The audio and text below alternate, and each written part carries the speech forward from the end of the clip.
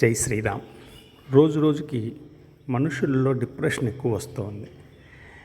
ప్రతి చిన్నదానికి కూడా బెంబేలెత్తిపోతున్నారు. ఈరోజు న్యూస్లో చూశాను, ఒక సాఫ్ట్వేర్ ఇంజనీర్ సూసైడ్ చేసుకున్నట్టు. అసలు ఈ డిప్రెషన్ వచ్చినప్పుడు మనం వాళ్ళు ఎంతో నెగిటివ్ థాట్స్లోకి వెళ్తారు. ఈ డిప్రెషన్ రావడానికి ఎన్నో రీజన్స్ ఉంటాయి. ఒక్కసారిగా వాళ్ళు చేస్తున్న ఉద్యోగం కోల్పోవచ్చు.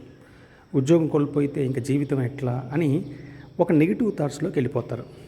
అప్పుడు వాళ్ళకి మనం మంచి మంచి ఎగ్జాంపుల్స్ చెప్పి, హనుమంతుడికి కూడా వచ్చింది డిప్రెషన్, కానీ ఎలా బయటకు వచ్చాడు, ఇవన్నీ చెప్పినా కూడా వాళ్ళకి ఆ సమయంలో అంతగా లోపలికి వెళ్ళదు.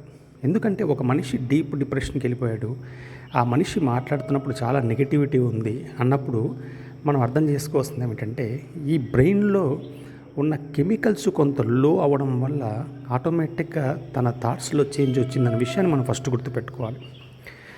అప్పుడు వెంటనే మనం వాళ్ళని డాక్టర్ని కలవమని సజెస్ట్ చేయాలి. ఒక సైకియాట్రిక్ డాక్టర్ని కలిసిన తర్వాత వాళ్ళు ఇంగ్లీష్ మెడిసిన్స్ ఇచ్చిన తర్వాత ఆ మెడిసిన్స్ వాడడం మొదలు పెడితే వెంటనే బాడీలో కెమికల్స్ కొంచెం పెరగడం వల్ల పాజిటివ్ థాట్స్ వస్తాయి. అప్పుడు మనం వాళ్ళని స్ట్రెంథెన్ చేయడానికి మంచి విషయాలు చెప్పడము, మెడిటేషన్ చేయించడం, ఇవన్నీ చేస్తే వాళ్ళ జీవితంలో మళ్ళీ కూడా కంబ్యాక్ అవుతారు.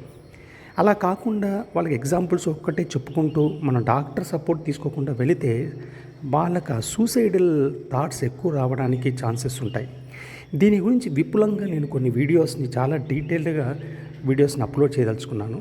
ఎందుకంటే మనిషి కానీ అనుకుంటే ఏదైనా సాధించవచ్చు. మనసుకు అంత బలం ఉంది.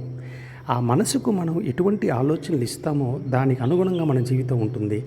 మనసు మనకి మిత్రుడైతే మనం ఉద్ధరింపబడతాం, జీవితం అద్భుతంగా ఉంటుంది. అదే మనసు మనకు శత్రువు అయితే, అంటే నెగిటివ్ ఆలోచనలు వస్తే దానివల్ల మనం పతనం అయిపోతాం అని శ్రీమద్ భగవద్గీత కూడా చెప్పింది. ఇవన్నీ కూడా డీటెయిల్గా కూడా వచ్చే వీడియోస్లో మీకు అందరికీ చెప్తాను. జై శ్రీరామ్, జై శ్రీకృష్ణ, జై శ్రీరామకృష్ణ.